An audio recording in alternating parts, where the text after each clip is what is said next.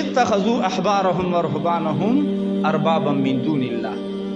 نو عدی ابن حاتم رضی اللہ تعالی عنہ هغه ته نبی علیہ السلام وی چې ته وای چې مونږ خپل مولیان او پیران په خدایي نه ونیولي، نو ته تاسو ته چې مولا صاحب او پیر صاحب وی چې دا سیز حلال ده تاسو حلال ګڼلو کو نه وی، او وی چې وی دا حرام ده حرام ګڼلو کو نه وی، او وی هم تک ربوبیت ده دغه په خدایي سره منل دي. رونو کو دغه قباحت په يهودو کې موجودو، نن په دې زمانه کې نن په موږ کې موجود.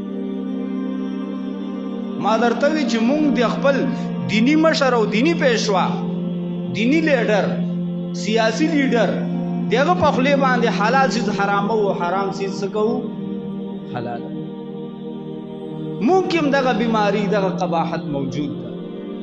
دې وجه رسول الله صلی الله علیه وسلم چې کومه پیشنګوئی ور کړی و چې تاسو به د يهودو په نقش قدم باندې دا خلک زیزه ما دا امت د څه وخره روان ده چې دای به بالکل حتی چې يهودو خپل مور سره راتک کړي وي په بدکارۍ سره علانیتن، نو زما امتین به دغه کار کوي.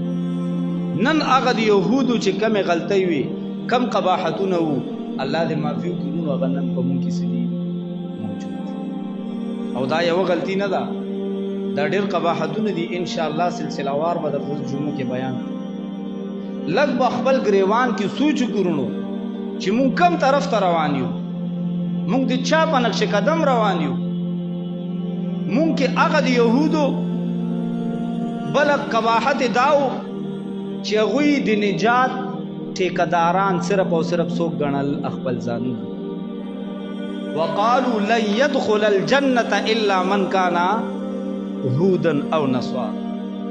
هغوی به وی وقالوا لن يدخل الجنة، لن به په داخله ولو طالبان په پوهیږي لن په مضارع داخل ده د تاکید د پارم داخليږي، هرگز به جنت ته نه داخليږي الا مگر من هغه څوک کان هودن چې هغه څه شی وي يهود وي يهودين وي او نصارا نصارا به وي چې نه به داخليږي مگر هغه څوک چې هغه سوي نصارا.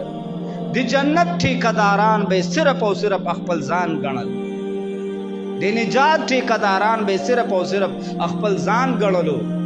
راشي دې طرف ته وګورئ او بل به سویل اے خپل کشرانو ته به وی لن تمسن النار، دې ځکه لن داخل کړي لن تمسن النار، هرگز اور مونږ نشي مسکولې، مونږ د جهنم اور سوځولې نشي، مونږ ته د جهنم اور رسیدلې نشي. او کوچې ته بالفرض والمحال الله مو جهنم له بومزي نو الا ایام معدوده، جهنم کې به څو ورځې تیرو ایام معدوده، پاربل خودم رپويږي کنه یو څو ورځې د شمار ایام معدوده به مونږ تیرو په جهنم کې. ایام معدوده کې مفسرین وایي یا خدا هفته مراد ځکه دی وو ورځو نه ټوله زمانہ جوړه دمدغه وو ورځې دي، هفته او اتوار او جمعو سر نه کیږي ختمي کوم دغه کیسه. عوام له دا تاثر ور کړو، خپل شاګردان خپل مریدان خپل ماتحت هغوی له دا تاثر ور کړو چې مونږ د پاره سره جهنم شته نه، او کو بالفرض لاړو نو بس یو څو ورځې به تیرو بیا به چې کم دا جنت ته. اسی د یهودو دغه قباحت چې دا کم قرآن بیان کړی ده